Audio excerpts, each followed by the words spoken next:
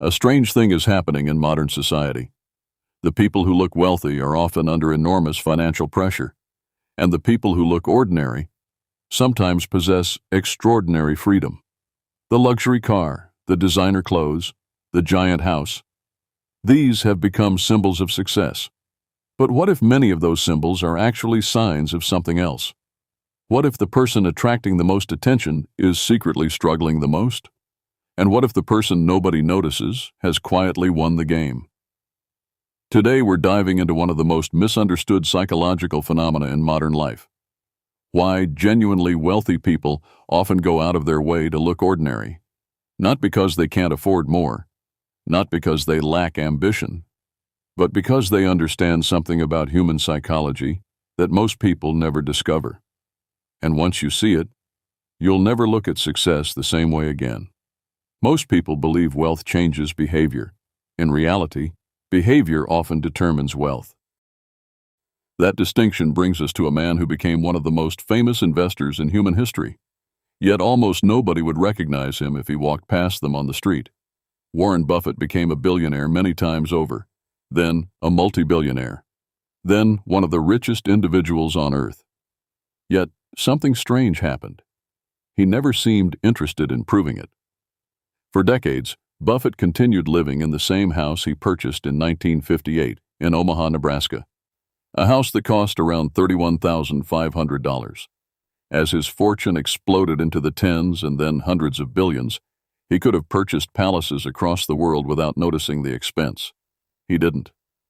Psychologists call this identity stability. Most people allow external success to reshape their identity. Buffett did the opposite. His identity remained stable while his wealth changed dramatically. And that's important because the human brain is constantly asking one question: who am I? Many people answer that question through possessions. The car becomes identity. The watch becomes identity. The house becomes identity. The clothing becomes identity. But Buffett anchored his identity somewhere else. And that gave him something incredibly powerful: freedom from comparison. Research in psychology consistently shows that social comparison is one of the strongest drivers of dissatisfaction. The moment people begin measuring themselves against others, happiness often starts declining. The comparison never ends. There is always a bigger house, a newer car, a richer neighbor, a more impressive vacation. The race has no finish line. Buffett understood that decades ago. While others were trying to look rich, he was busy becoming rich. And that difference compounds over time, just like money. Every dollar not spent on appearances became another employee working for him. Every unnecessary expense avoided became another investment. The result? One of the greatest fortunes in modern history. But Buffett's story reveals only one side of this phenomenon. The next story reveals something even more fascinating, because it involves a man who looked almost poor while secretly controlling billions. Ingvar Kamprad, founder of IKEA, was one of the wealthiest individuals in Europe. His company transformed furniture retail across the world. Yet journalists repeatedly became confused when they met him. Because Kamprad often flew economy class. He drove older cars. He stayed in modest hotels. He sometimes purchased second-hand clothing. People couldn't understand it.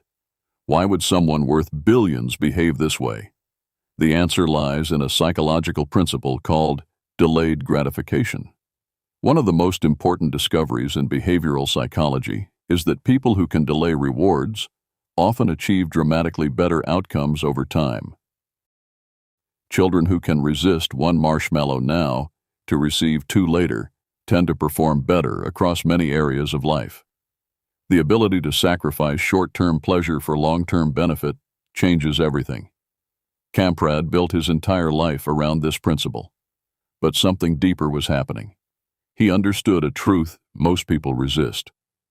The thrill of purchasing something expensive fades quickly. The brain adapts. Psychologists call this hedonic adaptation. The new luxury car feels amazing. Then it becomes normal. The new house feels exciting. Then it becomes ordinary.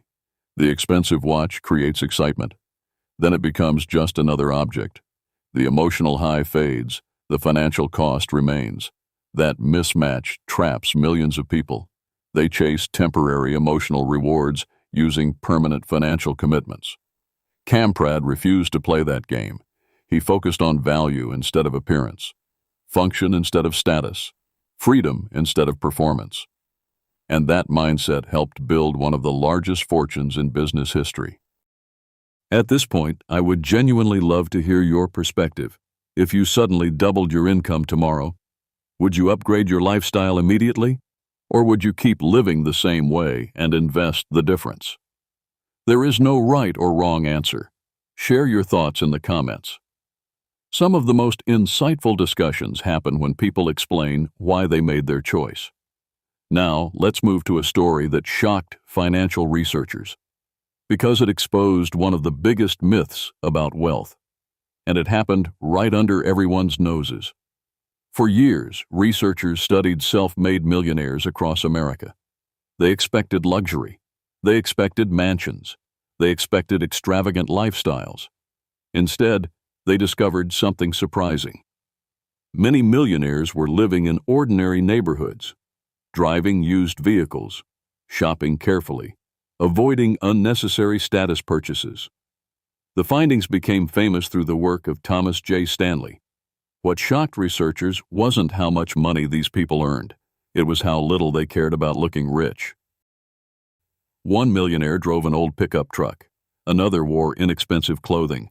Several lived in homes worth far less than they could afford. From the outside, many appeared completely average. Yet behind the scenes, they possessed enormous financial security. This reveals a critical psychological distinction. There is a difference between status consumption and wealth accumulation. Status consumption spends resources to create the appearance of success. Wealth accumulation directs resources toward future freedom. The two paths often move in opposite directions. One attracts attention. The other builds options. One generates admiration from strangers. The other generates independence. And independence may be the most valuable asset of all, because eventually life tests everyone. Economic downturns happen. Unexpected expenses appear. Jobs disappear. Markets fluctuate. Health challenges emerge. The people who built appearances discover appearances cannot pay bills. The people who built reserves discover reserves create choices, and choices create peace. That is the hidden psychological reward nobody talks about. True wealth is not luxury. True wealth is reduced anxiety. It is sleeping well. It is having options. It is being able to say no. It is having time. It is having flexibility. It is having freedom. And freedom rarely announces itself. It doesn't need to. This brings us to one of the deepest psychological truths in the entire discussion. Humans evolved in small groups. Status once helped determine survival. Our brains still react to status signals. That part is normal. The problem begins when companies, advertisements, influencers, and social pressure learn how to exploit that instinct. They sell identity, not products. They sell belonging, not products. They sell admiration, not products. And once people start purchasing emotional validation, the spending becomes endless, because validation cannot be purchased permanently, only temporarily. That is why some individuals earn more every year, yet never feel financially secure. Their income grows, their spending grows, their expectations grow, their anxiety stays exactly the same. The destination keeps moving. The finish line keeps running away. The wealthy individuals we've discussed discovered something different. They stopped chasing signals.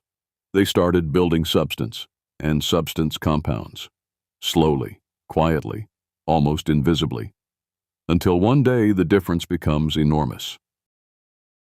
Go back to the stoplight one final time.